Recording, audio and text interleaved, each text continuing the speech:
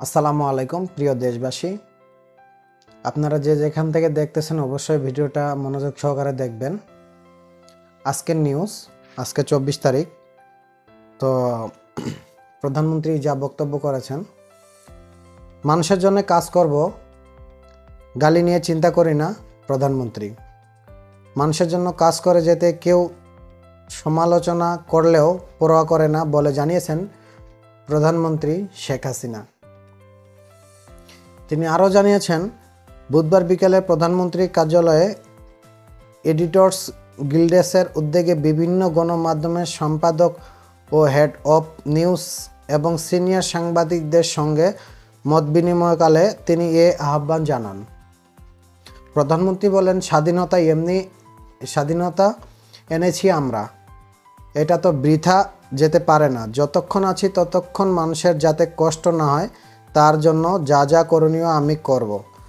তাতে কে গালি দিল আর কে সুনাম করলো ওইটা নিয়ে আমি চিন্তা করি না। আমি চাই দেশের মানুষ ভালো থাক।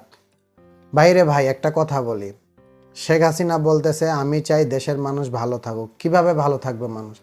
নিরীহ মানুষদের এভাবে গুলি করে মারবে, সেটাকে ভালো থাকা বলে? এরপরে দেখেন আবার কি বলছে প্রধানমন্ত্রী।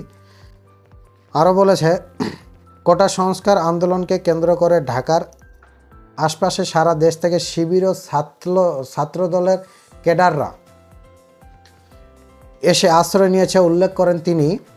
আরও বলেন, ছাত্র আন্দোলনের লাশ পড়ার আগেই মার্কিন টেস্ট ডিপার্টমেন্ট বক্তব্য চলে এলো যে লাশ পড়ে গেছে।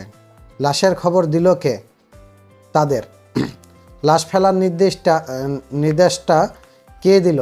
যারা আজ দেশের সর্বনাশ করলো তারা মানুষের জন্য বানানো সব স্থাপনায় আঘাত করেছে।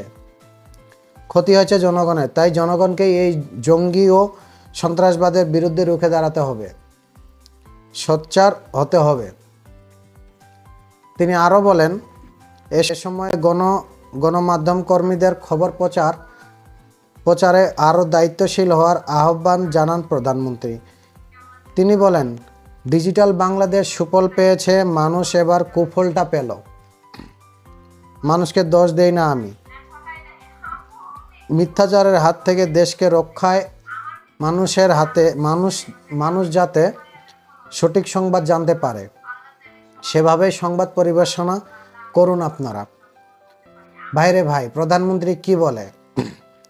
প্রধানমন্ত্রী বলতেছে আমার কে বদনাম করলো কে সুনাম করলো তার কোনো দেখার প্রয়োজন মনে করে না সে। প্রধানমন্ত্রী যে অবস্থা কাণ্ডের সাথে বর্তমান জড়িয়ে আছে, দেশের ইন্টারনেট কানেকশন ইন টোটাল বন্ধ করে দিয়েছে। তো সেখান থেকে প্রধানমন্ত্রী আশা করা যায় না যে সে সুনাম কিছু পাবে। সে বদনামের ভাগীদার হবে। আর দ্বিতীয় কথা হলো, শিক্ষার্থীদের উপরে যে পরিমাণ অত্যাচার শুরু করেছে এটা মোটেও ঠিক করতেছে না প্রধানমন্ত্রী। তো আজকের নিউজ এখান থেকেই ছিল। আপনারা যে যেখান থেকে দেখতেছেন অবশ্যই চ্যানেলটিকে সাবস্ক্রাইব করবেন, পাশে থাকবেন। দেখা হবে নেক্সট ভিডিও। আল্লাহ হাফেজ।